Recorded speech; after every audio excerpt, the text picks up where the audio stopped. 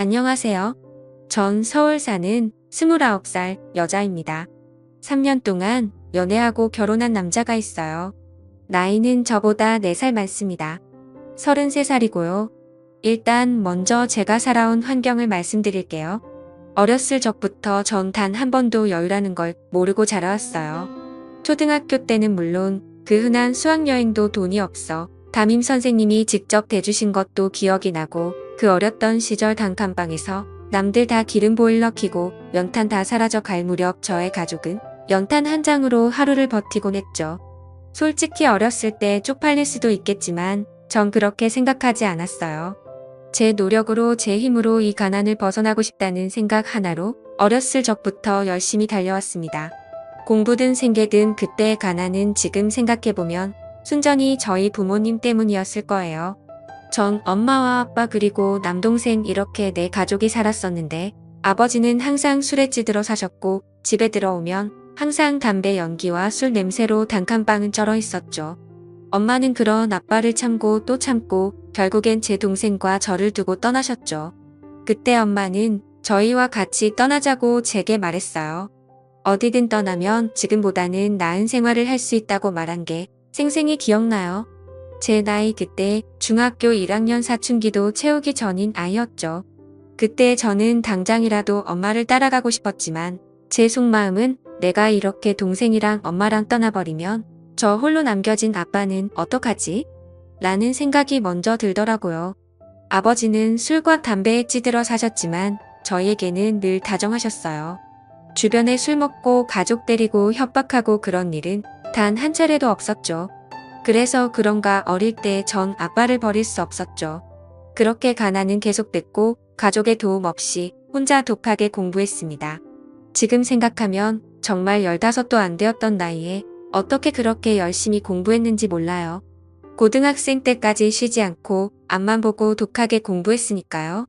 제가 어렸을 때부터 들었던 소리 중에 제일 듣기 싫었던 말이 있었어요.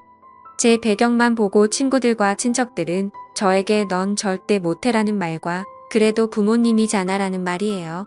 주변에서 늘 제 환경을 보고 무시하는 발언들을 많이 했죠. 그렇게 고등학교를 졸업하고 서울에 이름 있는 대학에 입학했습니다. 전 자신 있었어요.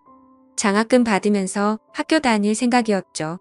처음 들어갈 때 등록금이 문제였지만 방학 때 공장에 들어가 야근까지 하루에 15시간을 일하면서 제 스스로 등록금을 마련했습니다. 제가 이렇게 성인이 되었을 무렵 아빠는 여전히 술과 담배를 끊지 못하신 채 살아가셨는데 그 와중에 그 단칸방의 능력도 좋으시지 어떻게 또 다른 아줌마가 들어와 있는 겁니다. 그 여자도 참 그런 거지 같은 집구석 뭘 보고 들어와 있는 건지 전 도저히 이해할 수 없었습니다.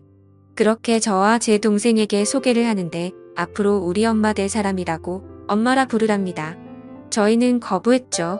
싫다고. 그때였습니다. 제 동생과 처음 맞았어요. 아빠한테. 그 순간 제 마음속 깊이 담겨있던 후회가 터졌나 봐요. 엄마가 떠나자고 했던 생각이 훅 나는 거예요. 그러면서 얼마나 울었는지. 전 꿈이 있었습니다. 제 스스로 이 가난을 벗어나고 싶다고 늘 다짐했습니다. 그래서 제 동생도 제가 꼭 이 가난을 벗겨내주고 싶었죠. 그렇게 장학금 받아가며 대학을 졸업하고 바로 대기업에 취직했습니다. 전 누구보다 똑똑하다고 자부했고 공부뿐 아니라 사람 관계 인성 모든 게 뛰어나다고 주변에서도 또 스스로도 그렇게 생각해왔습니다. 몇몇 그렇게 친하지 않은 친구들은 저거 독한 년이다. 어릴 때 그렇게 거지처럼 살더니 등 부러움과 시기를 대놓고 보여주더라고요. 그렇게 24살에 어린 나이에 연봉이 6천 정도 됐죠. 해가 지날수록 연봉은 더 오르고 대기업에 다니는 걸 아는 아버지는 제게 돈을 요구하시더라고요. 집도 이사해야 하지 않겠냐고. 전 말했어요. 여태 제가 이렇게 혼자 노력해서 이 자리까지 왔는데 아빠는 도대체 제가 이렇게 지낸 세월 동안 뭘 하셨단 거죠? 솔직히 예전에 제가 맞지만 않았어도 이렇게 모질게 하진 않았을 거예요. 엄마 없이 자란 저와 제 동생을 스스로를 위로하며 외롭게 자란 저의 남매를 방치한 아빠가 더더욱 미워지더라고요. 그렇게 전 회사 생활을 하며 열심히 돈도 모았습니다. 보통 동료 직장들 보면 입사하자마자 대출받아서 차 사고 대출 안 받아도 2년 차만 돼도 차는 기본으로 팔고 다니더라고요. 저는 굳이 차가 필요한가? 지하철이 엄청 편한 교통수단이 있는데 굳이 돈도 아깝고 살 이유가 없었죠. 그 돈 다 저축했습니다. 어려서부터 가난한 게 습관이 됐는지 돈을 벌었으면 쓸 줄 알아야 하는데 그냥 다 아까웠습니다. 제 입으로 들어가는 음식들, 제가 입는 옷들 전부 아꼈죠. 그렇지만 제 하나뿐인 남동생에게만큼은 뭐든 해주고 싶었어요. 어떻게 보면 여태까지 버틸 수 있었던 건 동생 하나만 바라보고 이 자리에 왔던 거니까요. 그래서 그런가 동생도 졸업하고 잘 자라줘서 지금은 좋은 대학 가고 군대 다녀와서 취업 준비 중에 있어요. 군대에 있을 때 매달 50만 원씩 용돈 보내줬는데 제대하고 나서 저한테 1,000만 원을 주더라고요. 누나한테 받은 돈 허브로 쓰지 않고 꼭 필요한 데 쓰고 싶었다고. 근데 꼭 필요한 순간이 이 돈은 제가 결혼할 때 보태 쓰라는 동생의 말이었습니다. 이런 동생을 제가 어떻게 안 좋아할 수 있겠습니까? 그렇게 지내오다가 회사 동료랑 우연히 술자리를 같이 하다가 만난 남자가 있었습니다. 호감이 갔죠. 무엇보다 대화가 정말 잘 통하더라고. 그렇게 연애를 시작하게 됐고 연애 3년 차 저희는 결혼을 약속했죠. 남자친구의 부모님은 저희와 반대로 어머니만 계셨었죠. 외동아들의 어머니 혼자 키우셨단 거죠.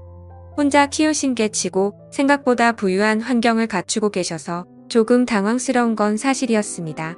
수려한 외모의 나이에 맞지 않은 젊음 엄청 고우셨어요. 정말 곱게 자란 사모님 같은 느낌이었죠. 그렇게 인사를 드리고 시어머니께서는 저를 마음에 들어 하셨습니다. 저희 부모님들에게 소개해주지 않았어요. 해도 어차피 돈만 보고 달려들게 뻔하니까. 그렇게 저와 남편은 결혼을 했습니다. 어머님 혼자 계셔서 처음에 집에 들어가 사는 게 맞나 생각도 했는데 남편은 엄마 혼자서 잘 계신다며 따로 먼저 나와 살자고 하더라고요. 그래서 전 뭐 아무래도 그게 조금 더 편할 것 같지만 한편으로는 걱정도 들긴 했죠. 그렇게 결혼 생활을 하면서 전역한 지 얼마 안 된 동생한테 연락이 한 통 왔어요. 누나 혹시 매형 지금 집에 있어? 라고 물어봤죠.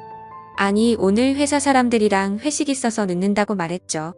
그러자 동생은 놀라지 말라며 절 진정시키고는 친구들이랑 놀고 있는데 유흥가 근처 업소에서 매형이 다른 여자랑 밖으로 나와 숙박업소에 들어가는 걸 목격했다는 겁니다. 전 당장 집 밖으로 뛰쳐나가 동생이 있는 곳으로 갔죠.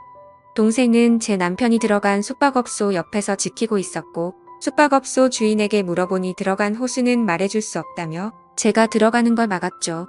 어쩔 수 없이 그곳에서 계속 기다렸어요. 동생은 돌려보냈죠. 제가 알아서 하겠다고.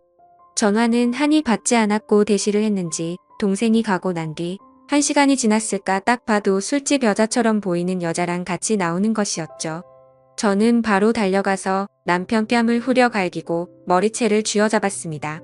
그리고 그 여자가 말리길래 그 여자 머리도 쥐어잡았습니다. 완전 이성을 잃은 상태였죠. 그때였어요.